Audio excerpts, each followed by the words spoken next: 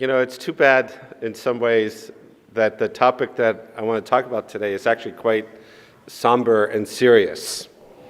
This week at the Atlantic Festival, which is a festival of ideas that takes place in Washington, D.C., sponsored by the Atlantic magazine, I bought a virtual pass this year. If it wasn't so close to Rosh Hashanah, I probably would have wanted to go to D.C. to be there in person. But David Letterman was one of the guests, and he was asked about the relationship between politics and comedy. And he answered with the line that deserves our attention. The institution of the President of the United States should be stronger than a talk show host. Now, what does it say about our culture that the words of comedians have become battlegrounds of national politics?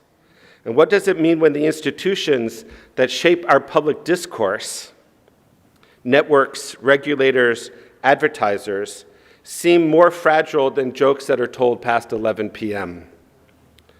This past week, as we all know, ABC suspended Jimmy Kimmel Live after his controversial remarks on the murder of Charlie Kirk.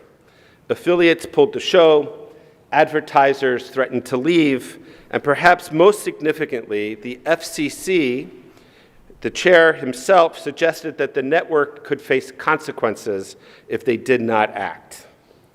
This comes just months after the abrupt cancellation of the Stephen Colbert show on CBS, and an event that many industry watchers linked at that time to political pressure, ratings anxiety, and the same regulatory shadow.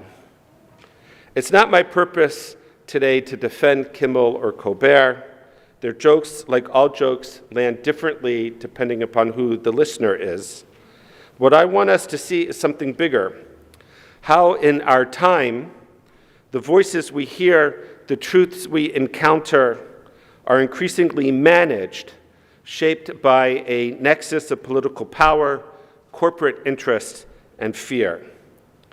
And it's into this reality that comes our Parashat Nitsavim, with words that are as urgent as ever.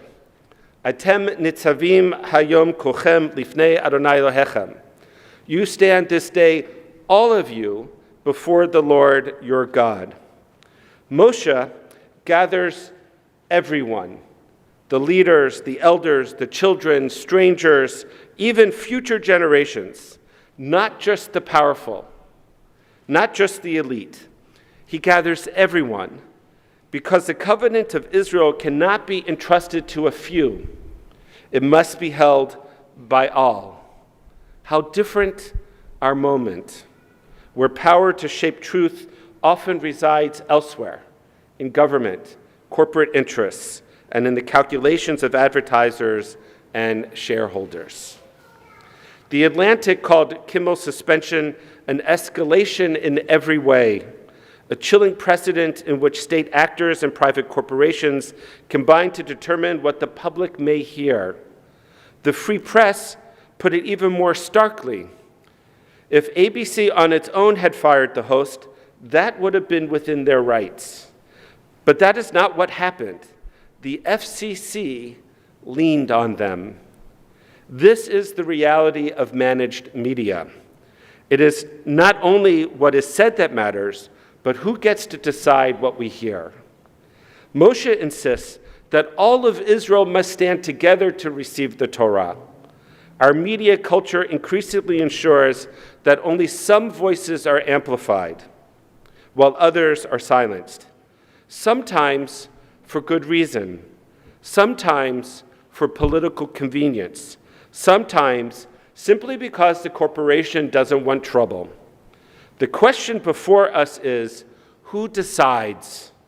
Who stands today? Later in the Parsha, we read what we learned this morning is Lara's favorite pasuk in the entire Torah. Lo b'shamayim hi, it's not in the heaven. V'lo me'ever layam hi, and it's not beyond the river, meaning Torah is not that far away. Rashi comments, Elu hayta b'shamayim haytia tzarich la'alot achareha, that if Torah were in the heavens, we would be obligated to climb up after it. Rambam reminds us, HaMitzvah hazot eina rechoka, this commandment is not distant. Ki karova lecha hadavar ma'od, for the matter is very close indeed.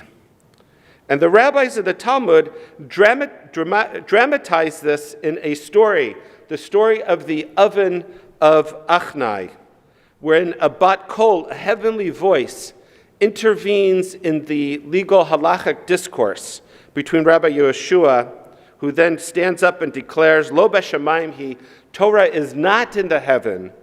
God's voice itself has to yield to the process of human debate. The message is simple. Responsibility cannot be outsourced. Responsibility for truth is ours. It requires human deliberation, argument, and ownership. But Nitsavim also offers a caution. Hanistarot ladonai Eloheinu, the hidden things belong to the Lord our God. V'haniglot lanu uvanenu ad olam, and the revealed things are for us and for our children forever. Again, well, this time actually the Ramban explains that the mysteries belong to God alone, but what is revealed is our responsibility.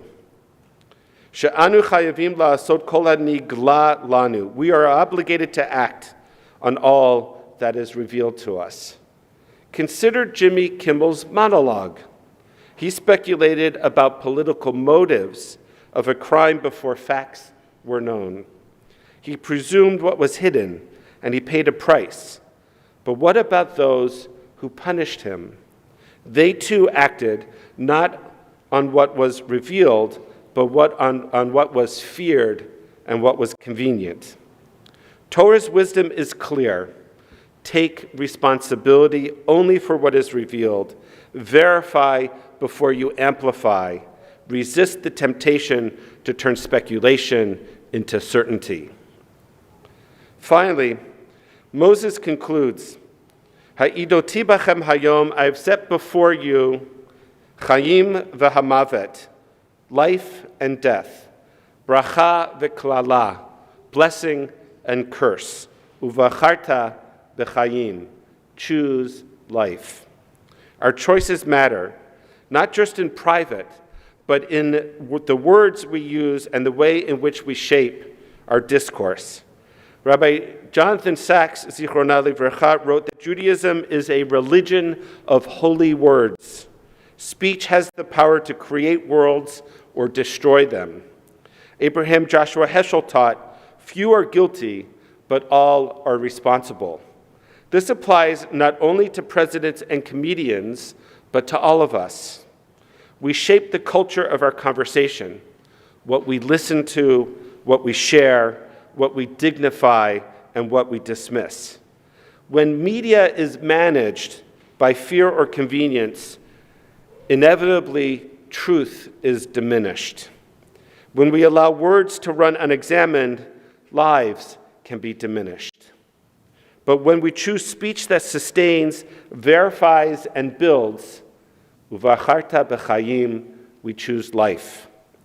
And so we return to the opening words of our parsha, Atem Nitsavim hayom kuchem. You stand today, all of you. Moshe called leaders and laborers, elders and children, citizens and strangers, and even those not yet here, because covenant cannot survive in the hands of the few. It requires all of us. Letterman was right. The presidency must be greater than a talk show host. And the Torah insists covenant must be greater than the personalities, greater than the politics, greater than managed media. We stand together hayom today.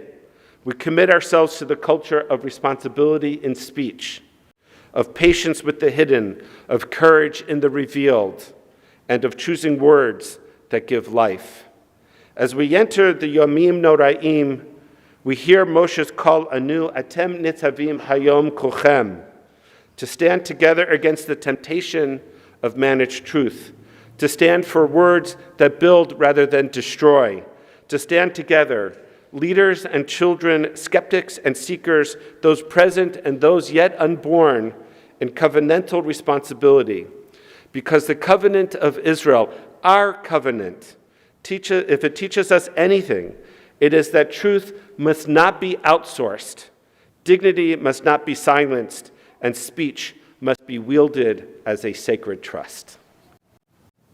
Shabbat Shalom.